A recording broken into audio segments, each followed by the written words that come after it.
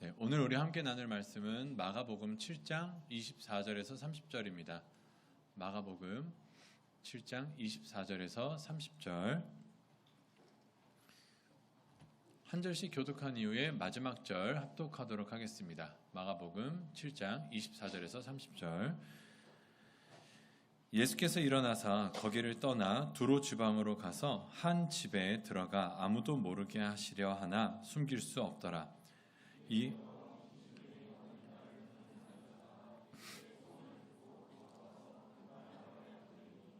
그 여자는 헬라인이요 수로보니게 족속이라.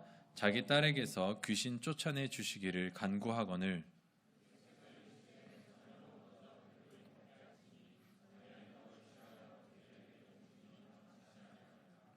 여자가 대답하여 이르되 주여 올소이다마는 상 아래 개들도 아이들이 먹던 부스러기를 먹나이다.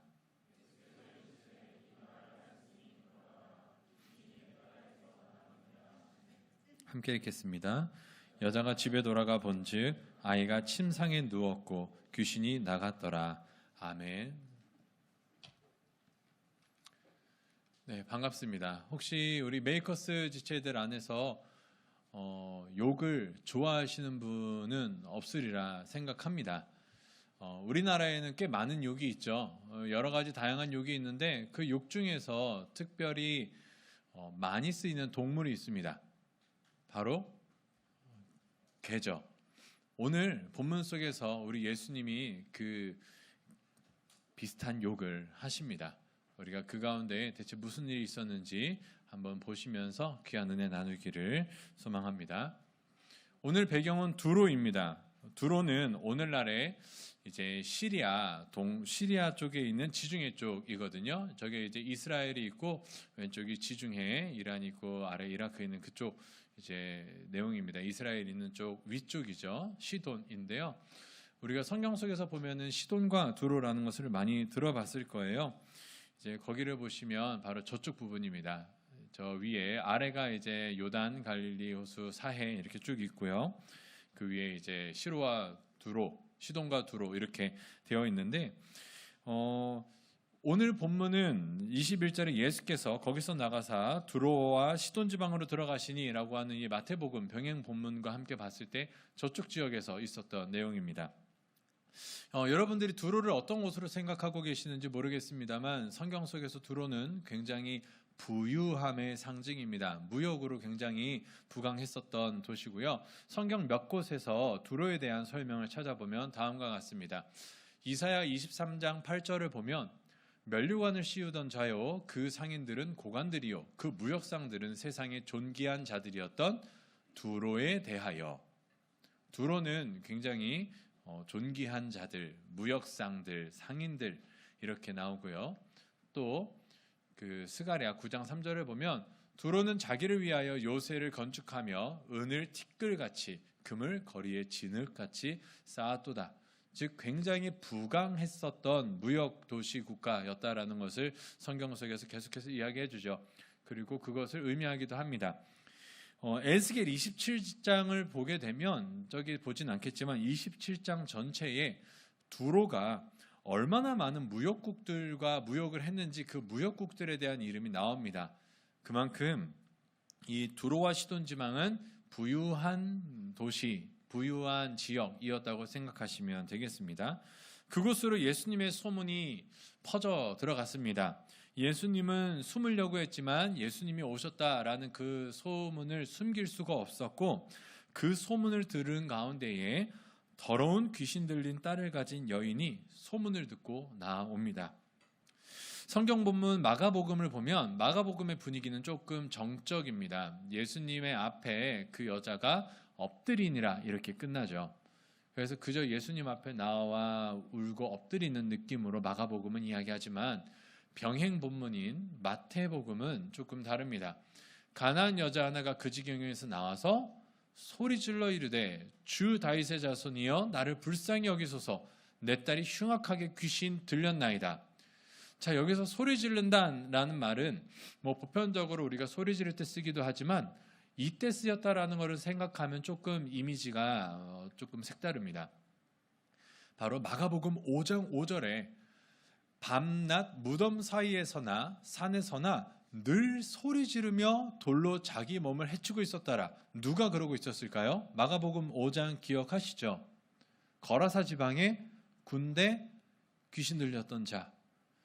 귀신 들렸던 자가 얼만큼 울부짖었는지를 생각해 보시면 이 여인이 지금 예수님 앞에 나와서 울부짖는 소리가 얼마나 처절했는지를 아실 겁니다. 저도 딸이 있죠. 자녀가 아픈 그 상황 속에서 부모의 울부짖음은 미쳤다라고 생각할 수 있을 만큼 처절할 겁니다. 저 여인은 굉장한 처절함을 가지고 예수님 앞에 나와 소리 지르며 엎드렸습니다. 이러한 배경 속에서 예수님의 반응을 우리는 기대하죠. 예수님이 어떻게 하셨을까? 저렇게 딸을 마음 아파하는 어머니의 울부짖음 앞에 우리 예수님이 얼마나 다정다감하게 얘기해 주셨을까? 우리는 기대하지만 예수님의 모습은 굉장히 의외입니다. 바로 예수는 한 말씀도 대답하지 아니하시니. 마가복음은 그냥 이야기가 쓱 지나가지만 마태복음에서 같이 보게 되면 예수님은 그 여인의 울부짖음 앞에 침묵하십니다. 모른 채 하십니다. 한마디도 대답하지 않으십니다.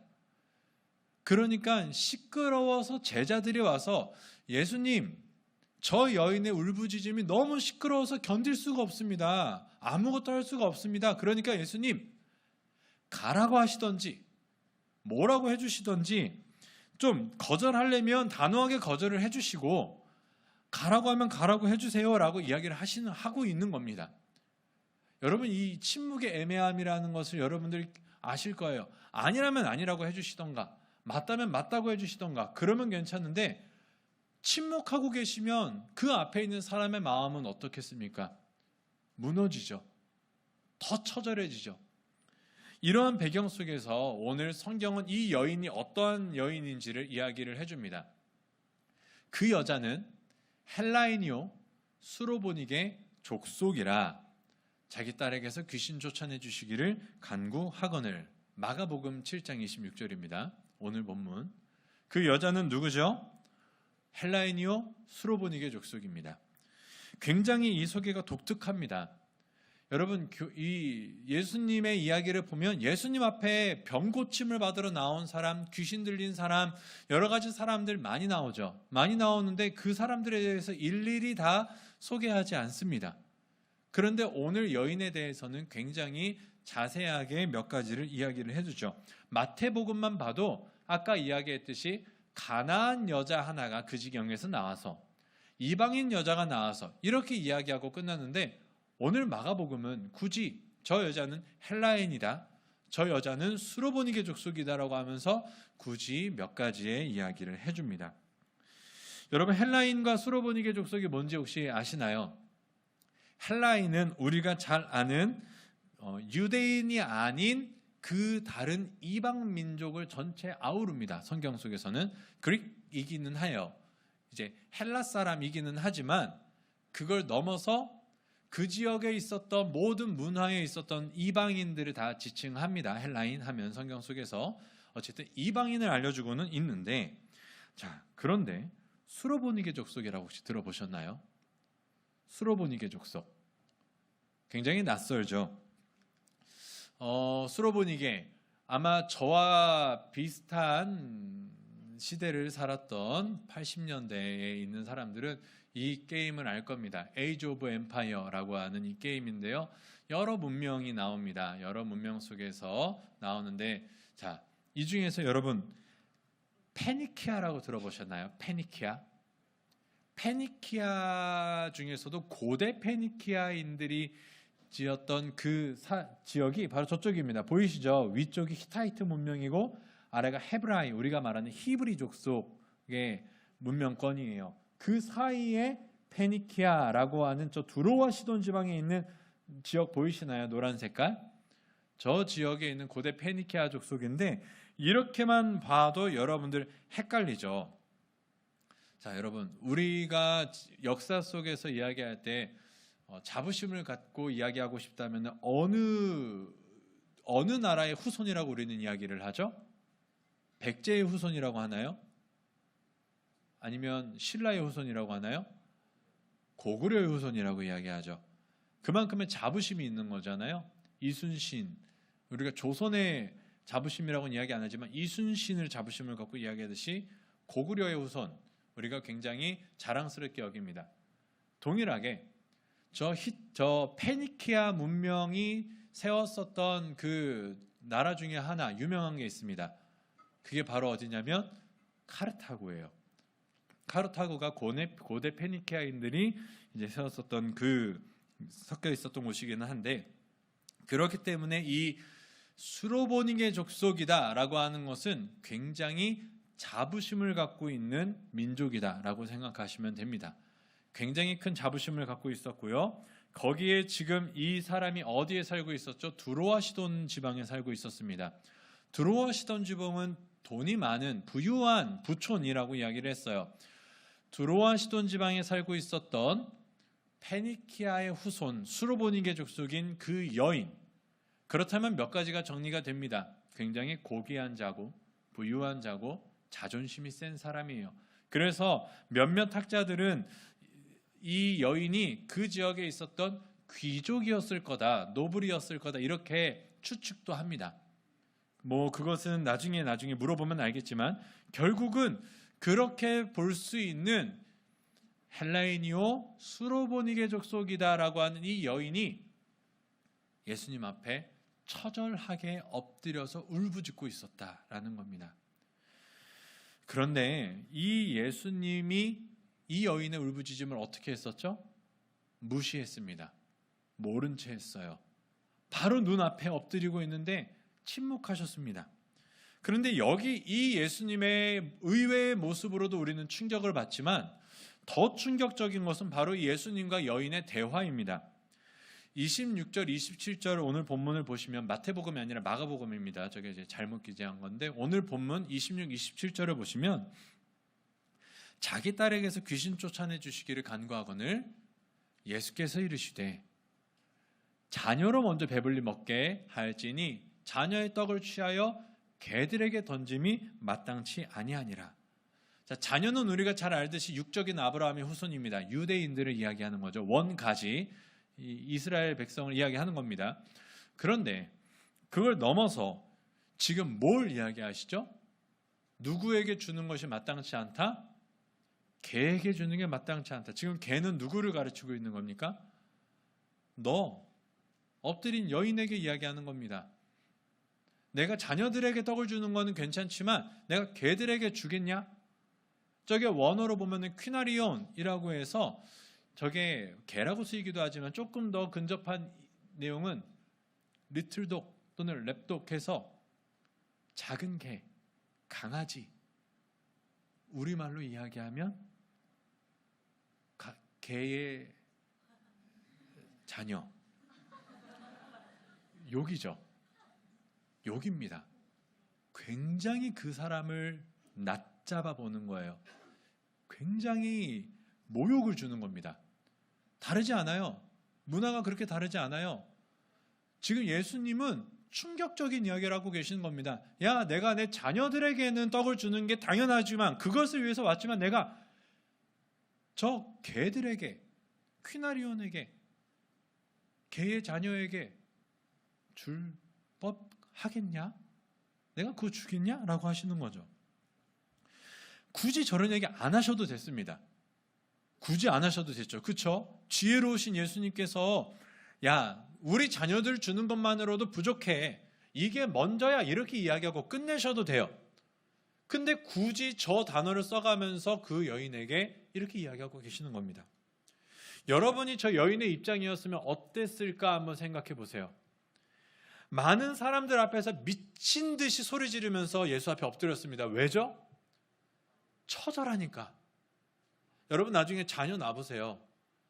내가 차라리 아팠으면 아팠지 자녀 아픈 거 보고 있는 거는 사는 게 아닌 것처럼 느껴집니다. 그러니 미친 듯이 소리 지르면서 그 앞에 엎드린 거예요. 부끄러움, 사람들, 내 상황 모든 것 다 신경 쓰지 않습니다. 딸만 고칠 수 있다면. 딸만 고칠 수 있다면. 그 처절함에 미친 듯이 울부짖어서 엎드렸습니다. 겨우겨우 예수 앞에 나와 엎드렸습니다. 그런데 그 예수 앞에 엎드리니까 예수가 나를 보고 어떻게 해요? 모른 체 하세요. 한마디도 대꾸를 안 하세요. 도리어 주변 사람들이 시끄러우니까 뭐라고 좀 해주세요라고 할 정도로 무심하십니다. 굉장히 마음이 아팠을 거예요. 기다리고 기다리던, 소문을 듣고 소문을 들었던 그 예수님 앞에 나아가면, 예수란 자 앞에 나아가면 뭔가 될 줄 알았는데 침묵하네. 모른 체 하네. 근데 거기에서 기다리고 기다리고 울부짖고 사람들이 야 조용히 해 조용히 해도 다 무시하고 소리 지르고 그 자리를 버티고 버텼는데 예수님이 드디어 입을 열어서 하시는 말씀이 오래 기다렸구나. 잘 왔어. 그동안 힘들었지. 이제 내가 옆에 있어. 여러분 이렇게만 이야기해줘도 걱정하지 마. 이렇게만 해도 엉엉 울면서 그 자리에서 엎드려서 그냥 말 그대로 무너질 텐데, 아니 그 앞에서 내가 너 같은 사람한테 신경 쓸 이유가 있냐? 내가 너의 이야기를 왜 들어줘야 되는데?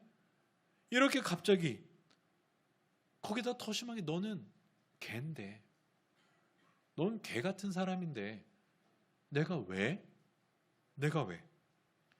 여러분 예수님 앞에 여러분의 삶의 그 문제를 갖고 엎드렸습니다. 처절하게 소리 지르면서 엎드렸어요. 침묵하시죠? 오랜 시간 침묵하십니다. 그것도 이해가 안 돼요. 왜죠 하나님? 왜 모른 채 하시죠? 그 기나긴 오랜 기다림 속에 드디어 주님의 음성이 들리는데, 야 그동안 잘 버텨줬다. 그동안 힘들었지. 내가 이제 도와줄게. 이거 보려고 했어가 아니라 내가 널 왜 도와주니? 너는 개 같은 사람인데 내가 너한테 왜 관심을 가져야 되니? 라고 한다면 여러분 어떻겠어요? 그 음성을 들었을 때 여러분 어떻겠어요? 정말로 그 순간이 되면 모든 게 무너져 버릴 것 같아요. 예수님이 나에게 그런 이야기를 하신다면 살아야 될 이유가 없을 것 같아요. 그냥 다 무너져 내릴 것 같고요. 이제는 정말로 내가 들었던 예수는 다 거짓이네. 내가 생각했던 예수는 다 거짓이었네. 그러면서 예수님 앞에 그 엎드렸다가 일어나서 이제는 침을 탁 뱉고 예수님을 욕하며 뒤돌아가도 아무도 뭐라 안 할 거예요. 그런 상황입니다. 딸을 향해서 처절하게 부르짖는 어머니의 그 소리에 누가 봐도 지금 예수님이 너무 매정해요. 누가 봐도 예수님의 단어가 너무 거칠어요. 그러니 일반적인 사람이 봤을 때에는 그래 너 침 뱉고 예수를 욕하고 돌이켜 가도 이해가 돼. 그 상황입니다. 그런데 이 상황에 이 여인이 뭐라고 대답을 하는지 보십시오. 여자가 대답하여 이르되 주여 올소이다마는 상아래 개들도 아이들이 먹던 부스러기를 먹나이다. 여러분 무심하시고 못돼 보이셨던 예수님이 저 고백을 듣자마자 갑자기 이렇게 이야기하십니다. 네가 이 말을 하였으니 돌아가라. 귀신이 내 딸에게서 나갔느니라. 네가 이 말을 하였으니 돌아가라. 자, 이거를 마태복음을 보면 더 다르게 보입니다. 이 고백을 한 여자가 개들이 상아래 먹던 그 부스러기를, 아이들이 먹던 부스러기를 개들이 먹습니다. 올소이다마는 상아래 개들도 아이들이 먹던 부스러기를 먹습니다. 이 고백을 하니까 마태복음은 더 확실하게 이야기해 주는데 뭐라고 이야기하시냐면은 그 이야기를 듣자마자 여자여 네 믿음이 크도다. 여자여 네 믿음이 크도다. 너의 소원이 그대로 되리라. 예수님이 공생의 가운데 믿음이 크다고 이야기하는 거 굉장히 드뭅니다. 굉장히 드물어요. 믿음 크다고 이야기하시는 분이 아니세요. 그런데 지금 저 여인의 뭐 때문에 이야기하시죠? 저 고백.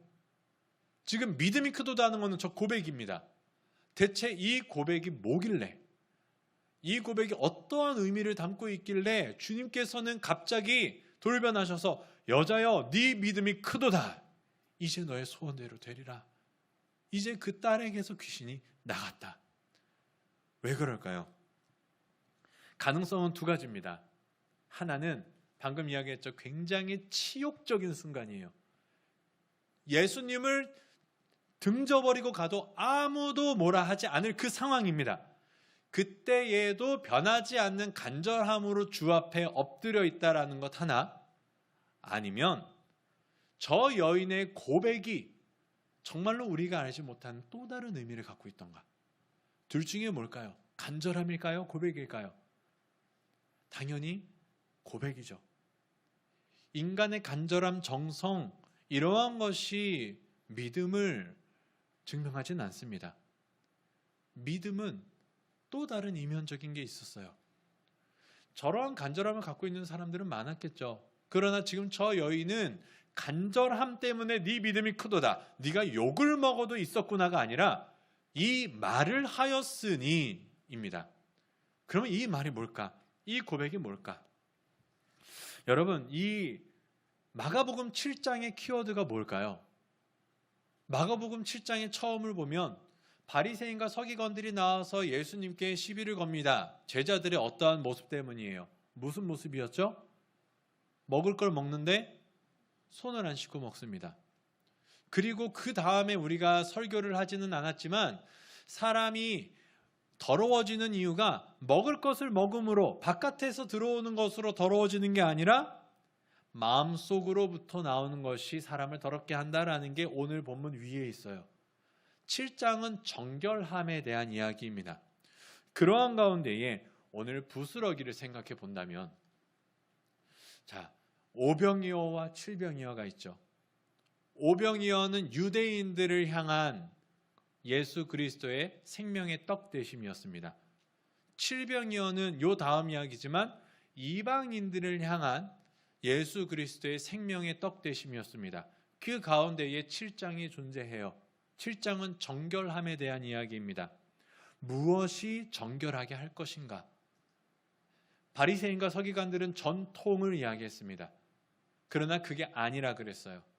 그 다음에 사람의 겉으로부터 들어오는 것이 우리를 더럽게 하느냐 이야기했습니다. 그러나 하나님 주님은 그게 아니라 마음속에 있는 죄가 너희를 더럽게 한다라고 이야기를 분명히 하시고 오늘 본문이 나옵니다. 자, 부스러기가 뭘까요? 1차적인 의미는 당연히 분명합니다. 1차적인 의미는 아직 8장을 가지 않은 상황에서는 오병이어의 사건 이후에 몇 광주리가 남죠? 12광주리가 남습니다. 부스러기라고 볼 수 있는 광주리가 남아요. 남은 게 있어요.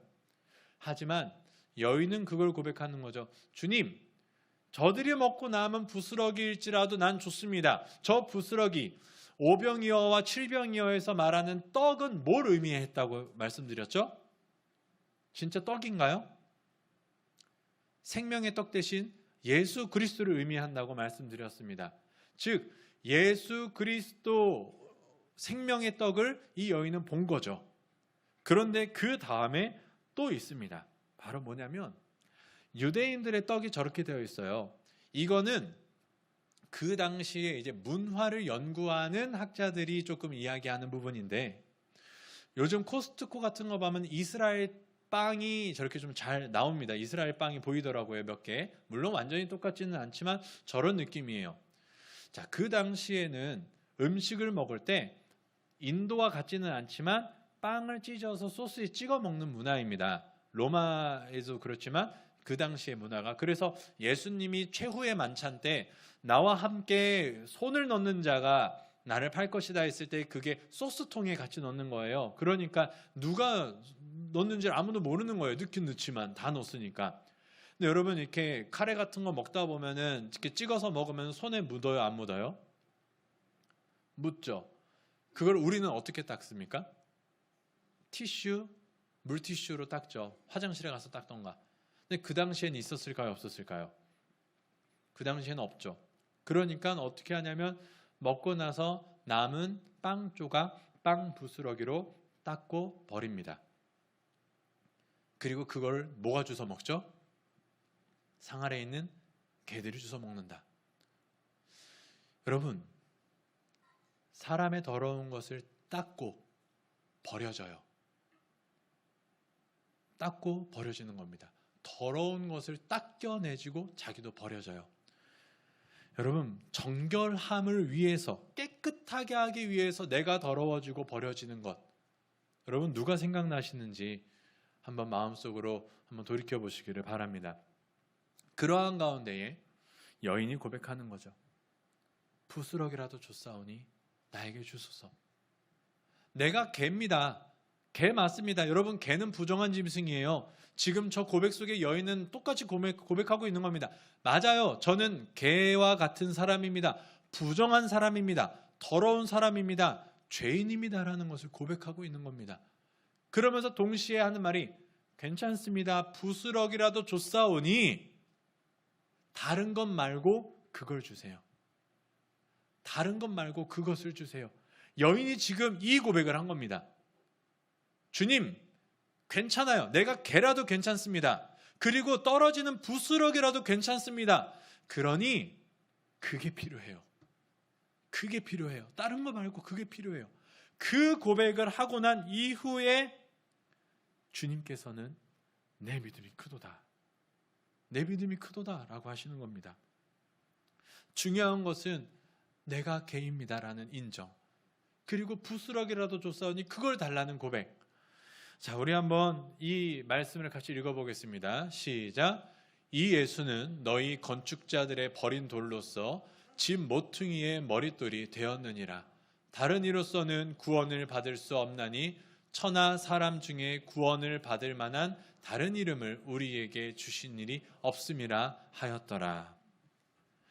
여러분, 다른 사람들은 예수의 가치를 모르고 버려요.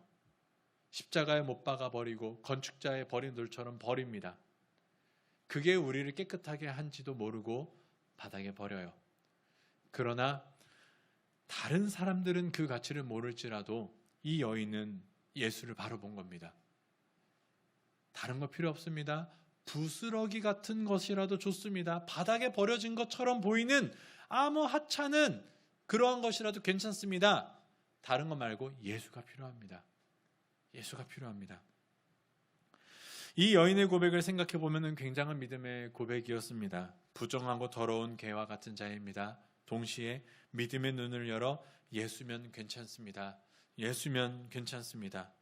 오병이어의 그 떡이 예수 그리스도였음을, 이제 곧 오게 될 칠병이어의 생명의 떡이 곧 예수 그리스도임을 여인은 믿음의 눈을 열어 보았던 거죠. 7장에서 유대인들은 계속해서 정결 예를 이야기합니다. 이렇게 해야 정결하고 저렇게 하면 부정하다 계속 이야기하지만 이 이방 여인은 정말로 사람을 정결하게 하시는 이가 예수밖에 없음을 보았고, 그리고 믿음의 눈을 열어 십자가에 못 박히시고 사람들에게 버려지는 예수를 고백했던 겁니다. 그러니 주님께서 놀라시며 그 고백을 들으신 후에 내 믿음이 크도다.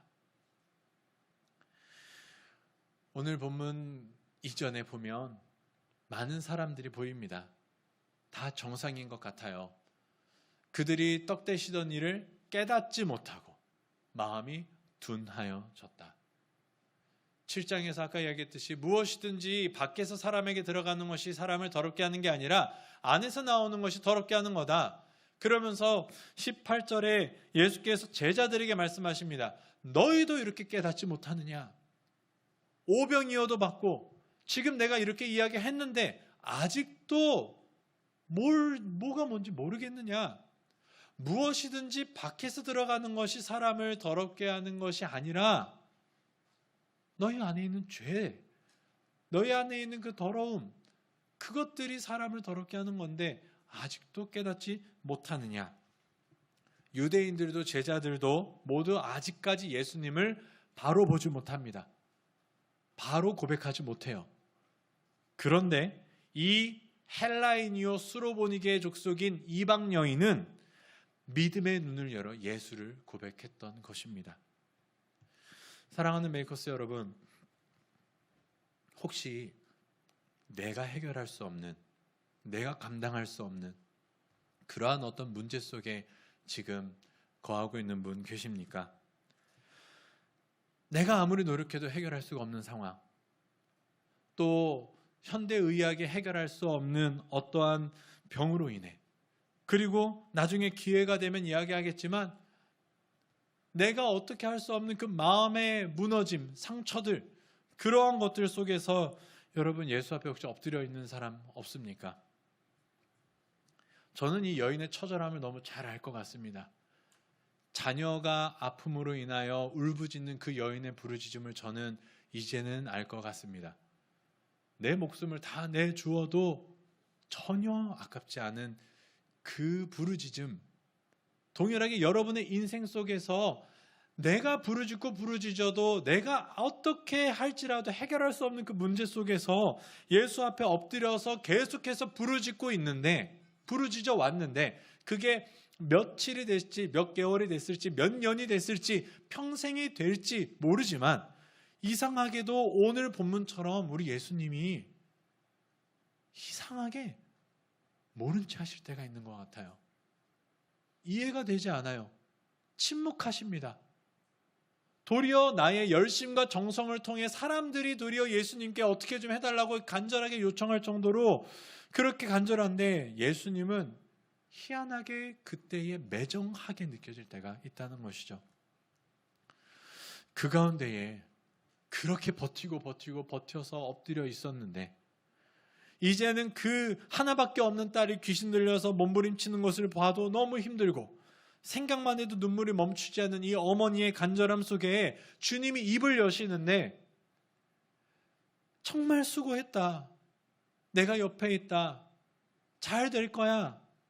이렇게 위로해 주시고 다독여 주시는 것이 아니라 침묵을 넘어 멸시를 하실 때, 침묵을 넘어 나를 계속해서 무너지게 하실 때, 여러분 그때에 어떻게 반응하느냐에 따라서 우리가 그 믿음을 확인할 수 있는 시간이 되는 겁니다. 너무 아프고 힘들겠지만 그게 이 여인의 큰 선물을 받은 시간이었습니다. 내가 원하는 것을 주지는 못할정정 나에게 침묵하시고 나를 이렇게 힘들게 하셔, 나를 이렇게 모욕을 주셔, 나를 이렇게 무너지게 만들어 이런 예수라면 내가 떠나리라, 내가 이제 돌이키리라, 내가 내 나름대로 살 거야, 이런 예수라면 믿을 가치가 없어 라고 이야기하는 것이 아니라 그때에 우리는 부스럭이라도 줬사오니 자녀들이 먹는 저 떡이 아니라 바닥에 떨어지는 부스럭이라도 줬사오니 예수를 주옵소서. 우리 한번 같이 읽어보겠습니다. 사도들이 주께 여짜오되 우리에게 믿음을 더하소서 하니 주께서 이르시되 너희에게 겨자씨 한 알만한 믿음이 있었더라면 이 뽕나무더러 뿌리가 뽑혀 바다에 심겨라 하였을 것이요 그것이 너희에게 순종하였으리라. 그녀가 바라봤던 예수 그리스도, 그 생명의 떡은 양의 차이가 아닙니다. 믿음은 크기의 문제가 아니에요, 여러분. 믿음의 크기 아무것도 아닙니다. 믿음은 진짜냐 가짜냐의 문제예요. 부스러기 같을지라도, 겨자씨 한 알만한 믿음일지라도 그게 참 믿음이면 뭐라도 한다고요? 뽕나무가 바다에 심기고 숨기고 산이 저 산으로 옮기라 할 때 옮긴다고 하셨어요. 여러분, 믿음이 그런 겁니다. 여러분은 무엇을 원하고 계십니까? 무엇을 바라보고 계십니까? 내 상황이 해결되기를, 나의 어떤 병이 낫기를, 나의 어떤 삶의 처절함이 해결되기를. 근데 그렇게 예수에게 나가보니까 너무 많이 실망해요. 침묵하십니다. 도리어 더 상황은 어려워지고 나를 더 멸시하시는 것 같아요. 저도 예수님께 실망하고 싶을 때가 있습니다. 예수님 왜 이러셔야 됩니까? 왜 그렇게 하십니까? 다른 사람들처럼 그냥 평범했으면 좋겠는데 왜 그래야 됩니까? 그런데 이유는 모르겠지만 하나님이 우리에게 선물, 믿음을 정말로 주셨다면, 참 선물인 믿음을 주셨다면 우리는 그때에 너무 힘들고 처절하여 그 자리에서 그냥 무너져 버릴 것 같은 그 자리에서 우리는 고백하는 거죠. 부스럭이라도 줬사오니, 부스럭이라도 줬사오니 주여 나를 돌아보소서. 예수면 충분합니다. 예수면 충분합니다. 여러분, 이 고백의 의미를 세상은 결코 이해하지 못합니다. 너무 비효율적이고요, 너무 비상식적이고요, 너무 그냥 여러 가지로 이해가 안 됩니다. 그런데 그 가운데에 지금 필요한 거는 예수라고? 뭐 하는 거야? 너의 삶에 지금 필요한 건 그게 아닌데 당장 자리를 박차고 돌아가, 너의 딸에게 돌아가 그 상황을 돌아보아라. 뭐라도 조금 더 도와주는 게 낫지 않겠냐? 다른 사람을 찾아가는 게 낫지 않겠냐? 어떻게 침묵하고 있는 저 예수에게, 그리고 너를 멸시하는 예수에게 아직도 엎드려 있느냐라고 했을 때 우리는 정말로 믿음의 고백으로 아니 괜찮아, 괜찮아, 다른 것 필요 없어, 부스럭이라도 줬사오니 난 그게 필요해, 예수가 필요해. 그 고백 속에 주님은 여자여 내 믿음이 크도다, 너의 소원대로 이루어지리라. 사랑하는 메이커스 여러분, 여러분의 삶의 자리에 있는 여러 가지 어려움들이 어떠한 것인지 저는 잘 모릅니다. 그러나 여러분이 그 앞에 엎드렸을 때 예수 앞에 엎드렸다면 잘한 겁니다. 주님이 여러분을 모른 채 할 수도 있습니다. 그 침묵의 시간이 5분일 수도 있고 10분일 수도 있고 몇 날 며칠일 수도 있고 몇 개월일 수도 있고 몇 년일 수도 있습니다. 그러나 예수 앞에 엎드려 있으면 잘한 겁니다. 그리고 예수가 나에게 입을 여시는데 내 삶을 회복하시는 게 아니라 더욱더 내 삶을 처참한 그 몰골 속으로 나를 무너뜨리는 그때가 있습니다. 이젠 도망가고 싶고, 이젠 욕하고 싶고, 이젠 놓아버리고 싶을 때, 그래도 그 예수 앞에 엎드려 있는 것이 잘하는 겁니다. 끝까지 포기하지 마십시오. 믿음의 고백을 끝까지 하십시오. 부스럭이라도 줬사오니 예수를 주옵소서. 부스럭이라도 줬사오니, 버려진 것이라도 줬사오니 그 예수면 충분합니다. 여러분, 그 고백을 할 때에 하나님이 여러분의 삶 가운데에 내 믿음이 크도다 라고 하시면서 어떻게 역사하실지 우리가 언젠가는, 그리고 우리가 만나지 못할지라도 저 하나님의 나라에서 우리 모두 다 간증하고 찬양할 수 있는 귀한 모든 메이커스 지체들 되기를 주님의 이름으로 축복합니다. 우리 같이 아까 불렀었던 예수 예수 같이 찬양해 보겠습니다.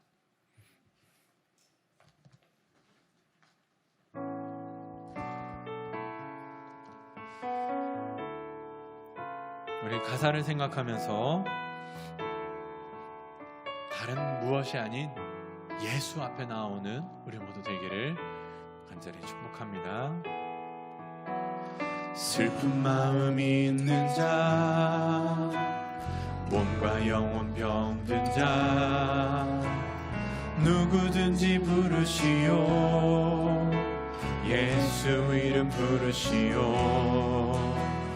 그 이름을 믿는 자, 그 이름을 부르는 자, 그가 어떤 사람이든 그는. 다시 한번 찬양합니다. 슬픈 마음 있는 자, 몸과 영혼 병든 자, 슬픈 마음 있는 자, 몸과 영혼 병든 자, 누구든지 부르시오. 예수 이름 부르시오. 그 이름을 믿는 자, 그 이름을 부르는 자, 그가 어떤 사람이든 그는 구원 얻으리. 우리 진실로 예수 이름을 불러봅시다. 예수 예수, 오 능력의 그 이름 예수, 나 외쳐 부르네. 예수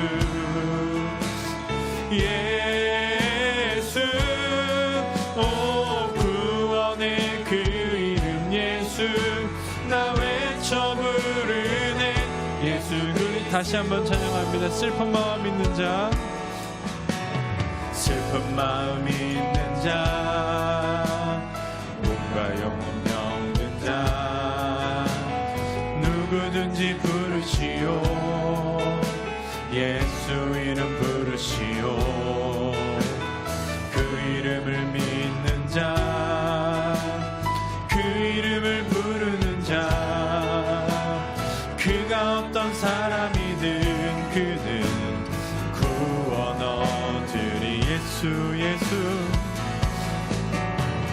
예수 예수, 오 능력의 그 이름 예수, 나 외쳐 부르네. 예수 예수, 오 구원의 그 이름 예수, 나 외쳐 부르네. 예수 그리스도 예수 예수, 오 능력의 이름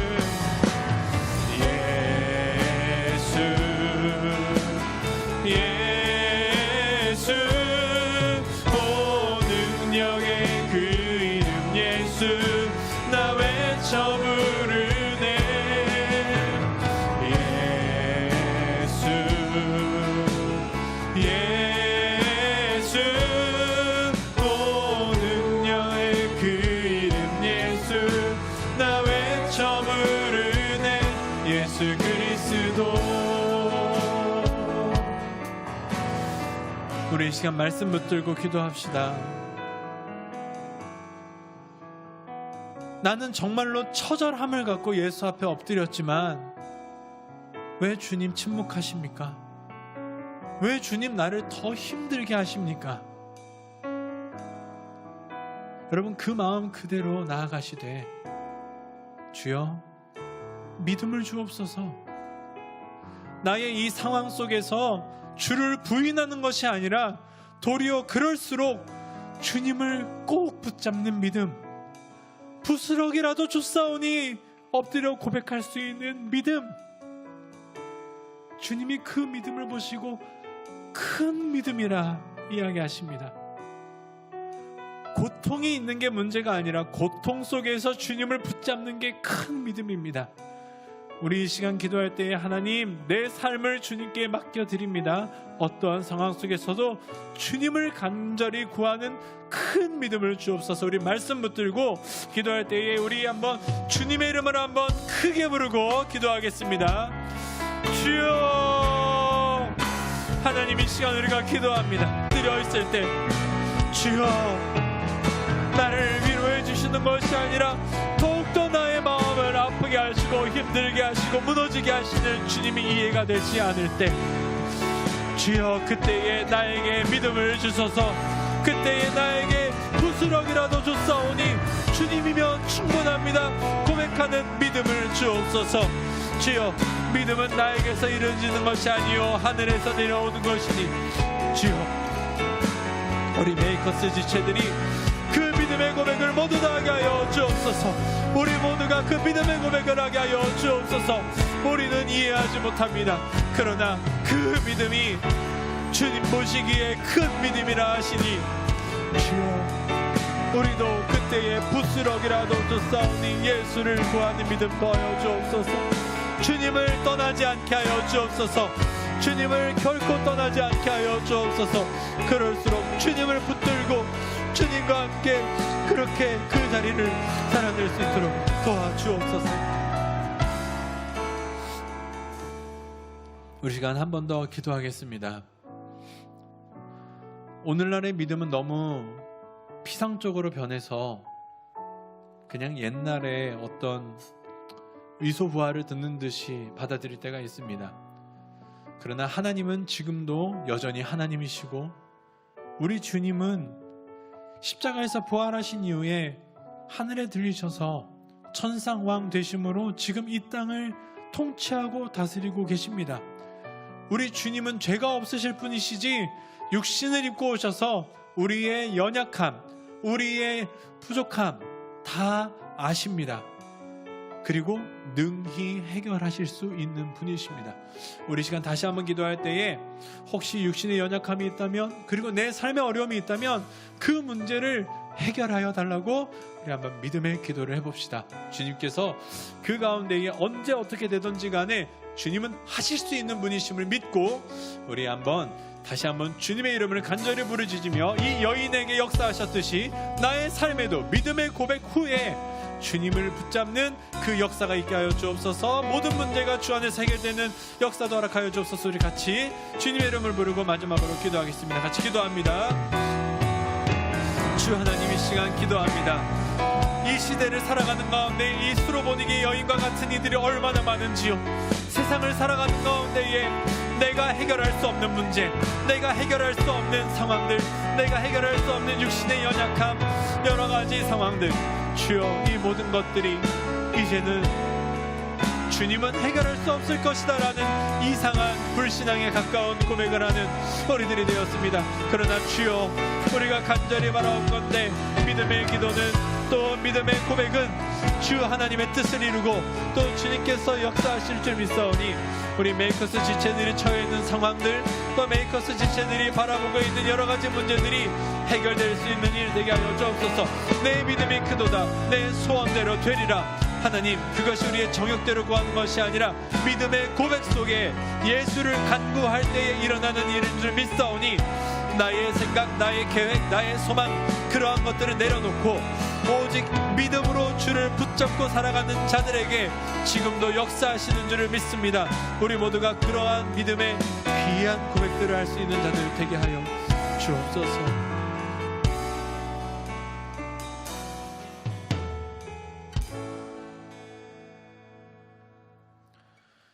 세상은 이제 됐다고, 또 나도 이 정도면 충분하다고 그렇게 수고했었던 모든 시간들, 그러나 하나님, 그 시간의 끝에 우리의 입술의 고백이 결국은 예수이기를 원합니다. 그 시간이 너무 길지라도, 그 시간이 너무 힘들지라도 우리가 주를 결코 부인하지 않게 하시고, 부스락이라도 줬사오니 예수면 충분합니다 라는 이 고백 속에 영생을 허락하여 주시고 회복을 허락하여 주시고 오직 하나님의 영광이 삶 속에 나타나는 주님의 그 계획하심이 온전히 드러나는 귀한 역사 있게 하여 주옵소서. 삶이 무너지고 여러 가지 연약한 자들 주 앞에 기도했습니다. 언제일지는 모르지만 주님의 때에 속히 주님이 원하시는 그 영광을 나타내어 주옵소서. 삶의 어려움 회복시켜 주시고 육신의 연약함 회복시켜 주옵소서. 무엇보다 예수 그리스도를 바로 보는 믿음 허락하여 주옵소서. 예수님의 이름으로 기도하옵나이다. 아멘. 하늘에 계신 우리 아버지여, 이름이 거룩히 여김을 받으시오며 나라의 마옵시며 뜻이 하늘에서 이룬 것 같이 땅에서도 이루어지이다. 오늘날 우리에게 일용할 양식을 주옵시고 우리가 우리에게 죄 지은 자를 사하여 준 것 같이 우리 죄를 사하여 주옵시고 우리를 시험에 들게 하지 마옵시고 다만 악에서 구하옵소서. 대개 나라와 권세와 영광이 아버지께 영원히 있사옵나이다. 아멘.